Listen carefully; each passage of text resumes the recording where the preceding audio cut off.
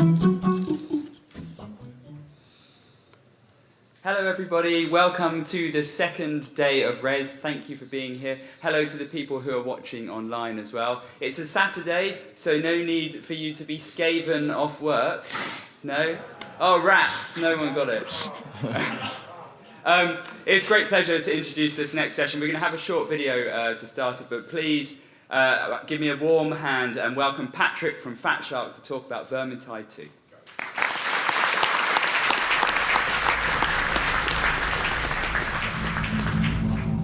Want your water?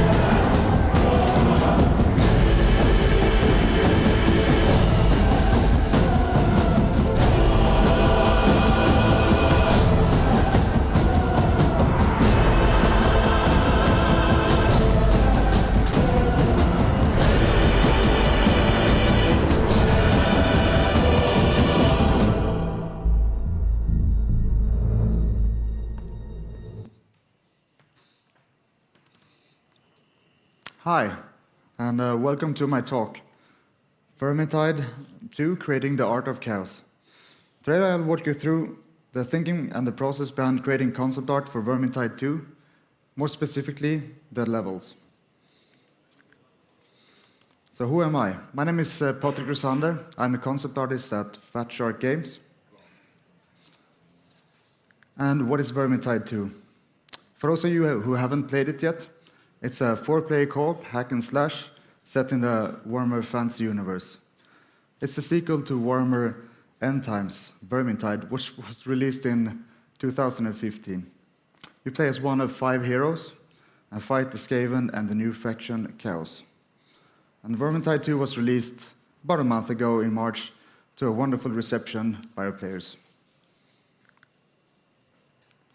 So Vermintide 1 was firmly planted in the grim, dark visual style, with levels taking place mostly at night and in urban environments. And for the sequel, we wanted to build on the foundation of the first game, but challenge expectations of the grim, dark look by adding some extra features and variety, such as daylight and bold use of color.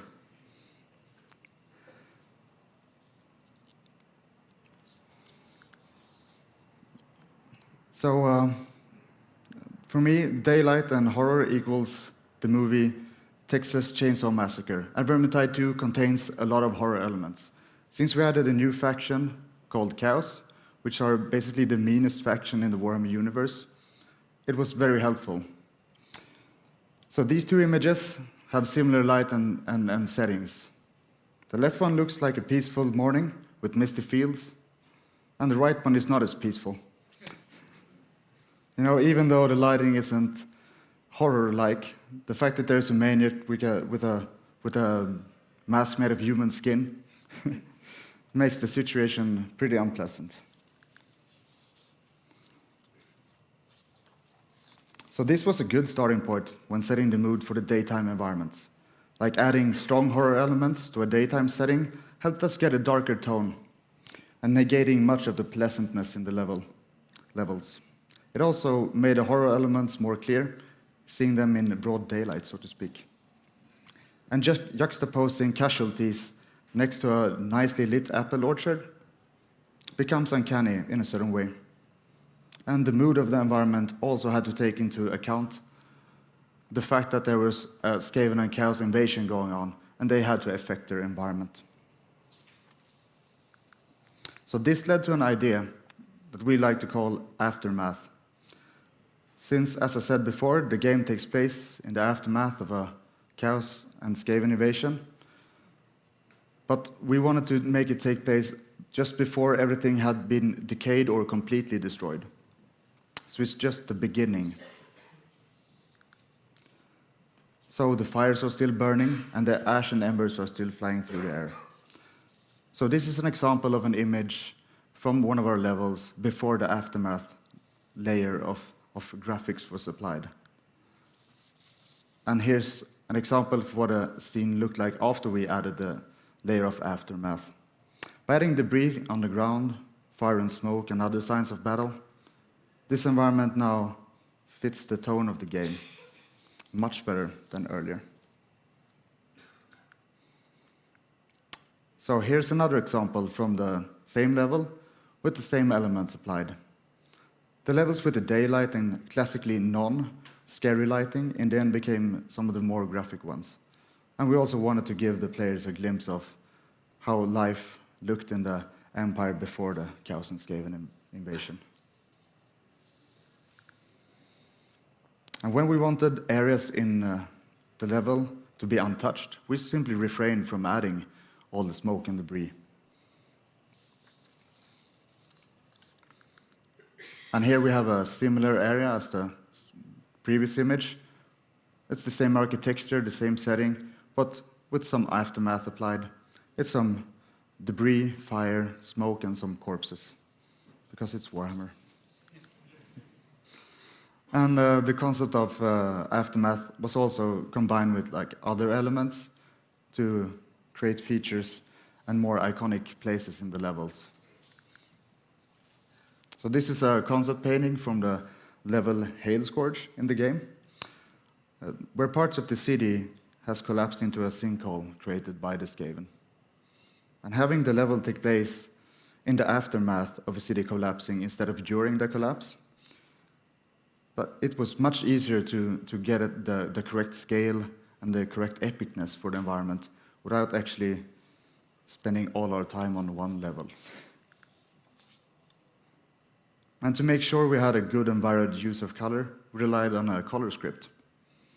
It's a map of all the levels in the game and their order, with a small color palette showing the dominant colors for each one.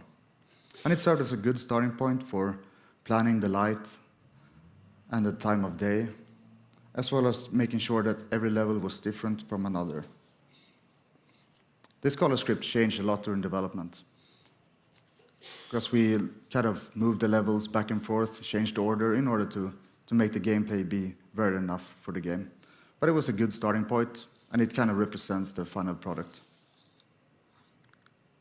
So this is a comparison between Vermintide 1 above and Vermintide 2 below. If we manage to keep it grim dark enough is kind of up to the players to decide. However, I feel we managed to expand the visuals without straying too far from the original Vermintide art style. So Vermintide 2 features a new faction of enemies, namely Chaos. They're war-crazed fanatics serving the chaos god of Nurgle. And if we look at Chaos as a metaphor instead of a faction name, it's random, it's disordered, and the complete opposite to order. And breaking a word down into a visual metaphor like this converts it into a tool to use when designing stuff for the game. So the direction given to me when creating the architecture for Chaos was simple. It should look like a metal cover. So here we have Manowar, and from the Manowar cover we extracted skulls, which is a major ingredient, also in Warhammer, and chains, as well as blood. And for the Chaos visual metaphor, I relied on the buzzards from Mad Max Fury Road, which I think embodied the metaphor nicely. And combining both of them created kind of a formula that we could apply to the rest of the designs in the game. So here we have the first element that we designed. It was the living spaces. It's inspired by the Sami, so we went for a Sami kota. It's a sort of tent. And adding it to the already established formula made the design process very straightforward. So I present to you the death metal tent. The skulls and blood and chains referenced from the metal cover, and the spikes from our Chaos metaphor, and that's from the Mad Max buzzards, and all built on the base of the Sami tent. Next up, we had some fortifications. Since the Chaos architecture in Vermintide 2 was supposed to be built by an invading force, it had to be something that could be built using materials without any refinement. And for that purpose, we referenced traditional wooden forts when designing their encampment, and specifically the Viking fort in Trelleborg. And making the logs spiked and angled outwards instead of inwards helped give the walls a more aggressive look.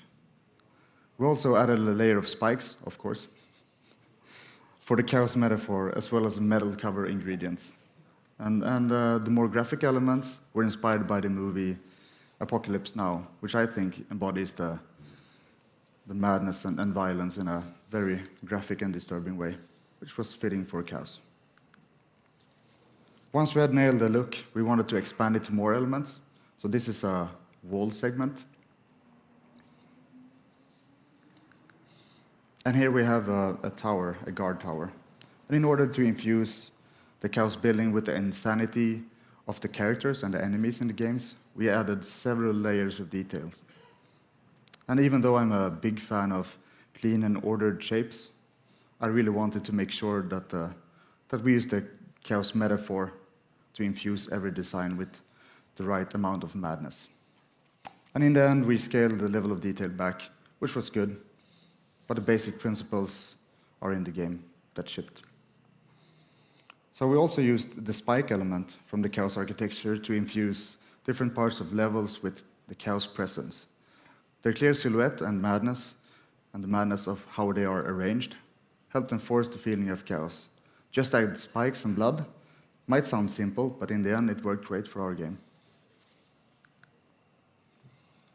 And making the bigger chaos structures out of metal instead of wood made them contrast the natural environments.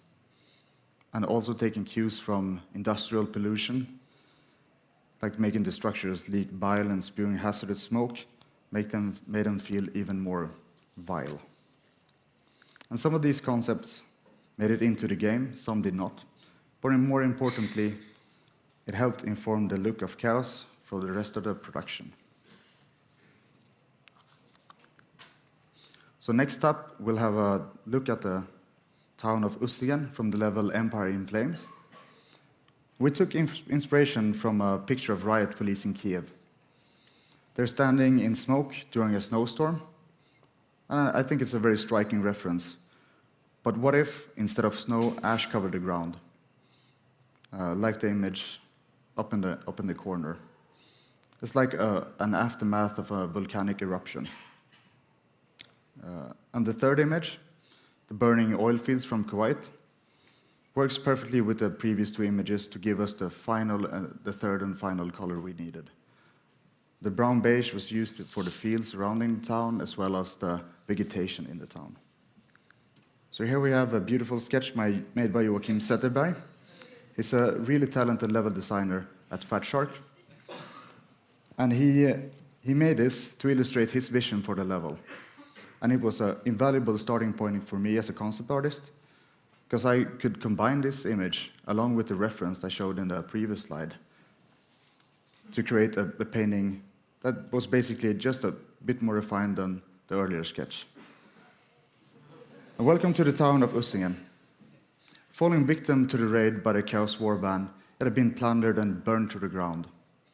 Vista paintings like this are valuable. They can inform the work of our 3D artist, VFX artist, lighting artist, as well as our composer, helping everybody get a good grasp of the location and the mood within it.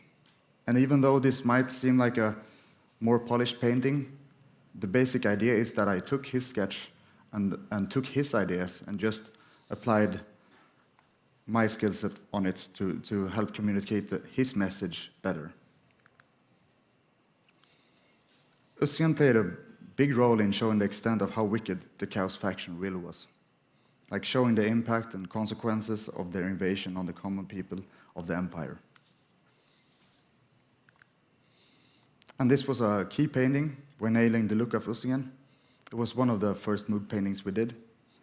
And it has thick fog covering the entire level, or the entire image. And it was done to show off or experiment with the look we could get from our game engine's new volumetric fog system. And it helped us give an oppressive feel to the level by limiting the player's line of sight. And we introduced chaos elements, as shown earlier, into this level to kind of show the horrors that went on in this town. And it also served as an iconic and memorable area in the level, helping players differentiate one area from the other. Another element we used to create variation between levels was weather. This example is from Fort Draxenbrücke. The players must journey through a lush, rainy area to assist defenders of a castle under siege by Chaos and Skaven. The rain and the wind gives the level a more grim feel, even though it's a very saturated colors. And although saturated, the level has a very muted color scheme, thanks to the blue mist covering the entire level because of the rain. And it's very important to, even though if you want to make a muted level with a controlled color palette, it's very important not to make it desaturated and too gray. We also use like orange and green to guide the player through the level and provide some accent colors as well. So, along with the two previous paintings, They are like paint overs, we call them. And they're made by taking a screenshot from the level editor and simply painting over it. And it allows us to kind of push the visuals even farther. And one major addition to this particular image was the spiky chaos elements and the weather. However, it was made and painted on a base made by our level design and environment art team. And like in contrast to the raided city or the fort under siege, we have the High Elf ruins. They are located deep within a redwood forest and built by white, almost granite-like materials. And it helped break up the kind of murky green-brown colors of the forest. The ivy and vegetation was used to tie the ruins to its forest location. And this level was to be light and more adventurous than the other more oppressive and dark levels. There are, however, even dark areas in this level. This was a concept art that was unfortunately not shipped with the game, but the feeling is still there in some areas of the level. So this was a part of an undergrowth maze, serving to break up both the gameplay and the visuals. And at the end of the level, the players are confronted with a magical monolith in the center of a big ruined chamber. Like the angles of the remaining walls are slanted to give a proper sense of direction, like a vortex ripped the building apart. And the floating rocks and the debris was added to reinforce the direction of the force. And to create the look of magic, more specifically high elf magic, referenced real-life magic, solar flares, magnetic fields, and optical elements like caustics. And combining them and color tinting them allowed us to create a magical look fitting the high elves. Here it's applied to a magical elven lever. It's used to interact with the monolith shown earlier. Here's another example of the magic formula being applied. Taking inspiration from the reference of magnetic fields and setting their center point in the middle of the magical obelisk helped create a really interesting look for our magic. A bit different from the high elves we have chaos, and more specifically the chaos Nurgle magic, and it's visually based on liquid and smoke. And combining elements once again and giving them a green, almost yellowish tone made them fit the theme of sickness and Nurgle. So here we have a chaos sorcerer performing a beautiful spell.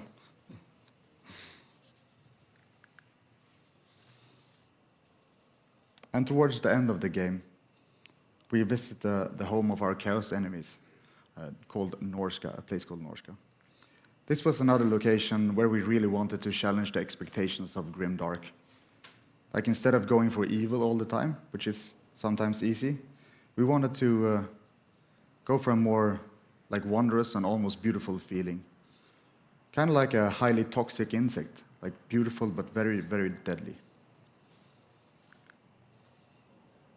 And having contrast between the harrowing dark sections in the levels is necessary. And a sense of contrast is extremely important.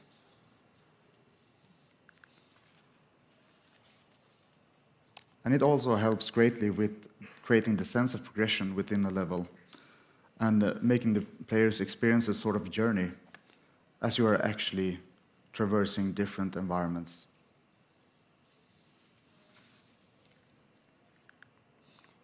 And alternating dark areas and containing horror elements with beautiful parts gives both ends of the spectrum a much greater impact. So I hope you have enjoyed this short look at the concept art for Vermintide 2. And although as concept artists we usually do the paintings by ourselves, we are not alone in the process. And making a game is a team effort, and we are surrounded by and supported by talented art directors, programmers, and artists and composers, working hard to make the best game possible. So a big thanks to my team back in Sweden at Fat Shark, and thank you.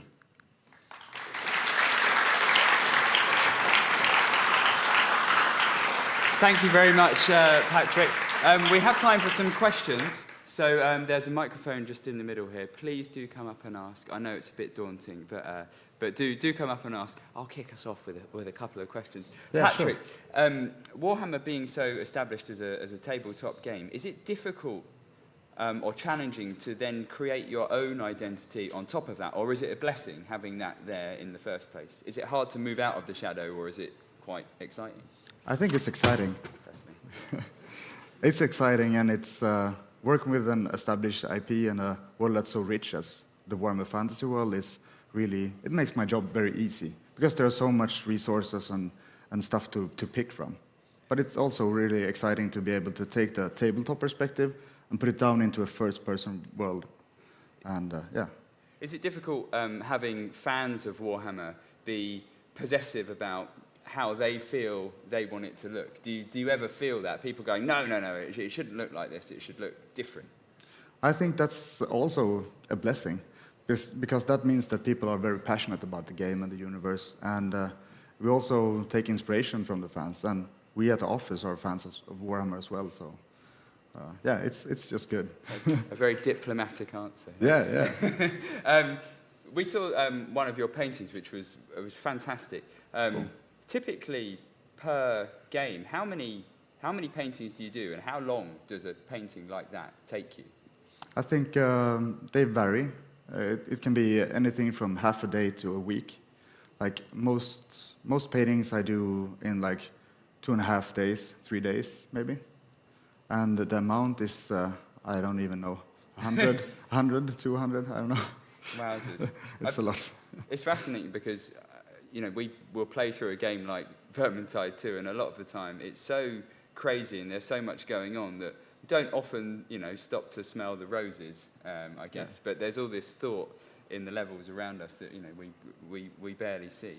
You mentioned with Vermintide 2, come up and ask a question. You mentioned with Vermintide 2, you worked hard to create a visual contrast, particularly from the first game, which was quite dark. Yeah. In a third game, what would you like to do? Where would you like to go next with the visual style? I think that's a question I would have to think about long and hard. But there's always a lot of room and exciting places to go in the Warhammer universe. So it wouldn't be hard to come up with really cool places. Yeah. Like we only have 13 levels in the second game.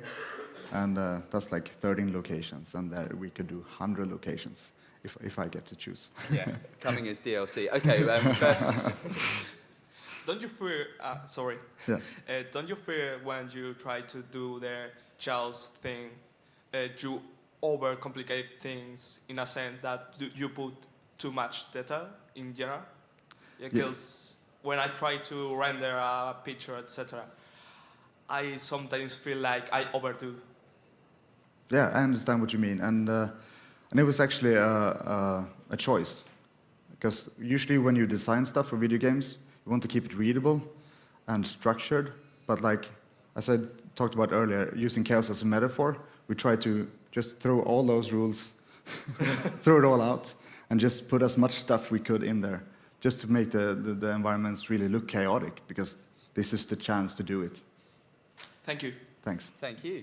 Next question, please. Hi.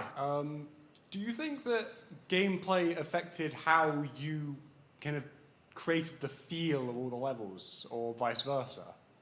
Yeah, gameplay is always the first thing we consider. Like almost all the paintings are done on a 3D base, which is basically the level designer builds a block mesh, a prototype of the entire level, and then we take that 3D block mesh and paint on top of it, just to make sure that the gameplay always comes first. Okay. So, good question. Thanks. Thank you. I think we got another one there. Hello. Hi. Hi. I was wondering how large your art department is. Well, that's a good question. I think we are 20 in total, including animators as well. Right. And is that all on staff all the time, or is that hired help as well? We do full-time employees and some outsourcing, of course. Right, okay. Yeah, cool, thank you. Yeah, great question, thanks. Patrick, what happens to all the art once the project's done? I mean, I know it goes into a file of like done, but is it hard to leave it behind? Do you feel like, no, it was really good, put my picture up on the wall, or is it hard to let it go, or is it quite nice? I think it's a combination. I've lived with this project for 2 years, and getting to file it away is kind of nice, but I always put up all the images on my portfolio or on the websites, of course, because it's always fun to look back, so to speak. Do you have maybe a favorite concept painting, or perhaps a favorite part of the game, a place where perhaps you feel like it's a particularly good example of your work or of the game's art or something? I think if I can reverse a couple of slides here, I think I have, this one is my favorite, just because it... Is this your painting? Yeah. Very nice. Thank you. I couldn't do that. Thanks. But it's like, we wanted to really put the notion of how evil looked on its head. And I think in the end it came out really well. And it looks like the translation to the level in-game is awesome. Like our environment artists and our character artists are super talented. So this level, this painting is just, it's one of my favorites, easily. Fantastic. Oh yes, we have another question. Awesome. So like examples like this painting here, how much of it would you say is painting versus sort of photo bash together? Because that is important as well and for speed, but I'm not very good at it, so I'm trying to... Yeah, that's a great question. This is, I would say, 70% photo bashing. Like photo bashing is when you take photographs and you distort them and use them as elements to paint with, to construct images with. And it's 70% easily, yeah. Thank you. Oh, sorry. Is there any... Did you get inspiration for a look or something in the game from any very... We saw like Mad Max and stuff like that, but did you get any inspiration from any really strange places? Like the back of a cereal box, or like something odd that you just wouldn't assume is Vermintide? It's really hard to like go back in time to that, but like we get inspired by everything around us all the time, and it's most usually not actually. It's kind of related to the. It's like what I showed earlier when you take two elements and combine them into one. So we have like the Warhammer world and our established art style, and then we have something like wildly different. For this painting example, the idea comes from like volcanic lighting. I don't know if you've seen it. Yeah. Yeah, which is the most badass thing in the world. It's like when volcanoes erupt, like the friction in the clouds, it becomes like static electricity, I guess. So that's one example. Like All right, Patrick, well, I think we're out of questions, so thank you very much. Thank you to the people watching on Twitch. Next up, we have Julian Gollop here, a genuine legend, to talk about Phoenix Point. But first of all, thank you to Patrick, and thank you for Vermintide 2, which has been a tremendous success. So thank you very much. Thank you.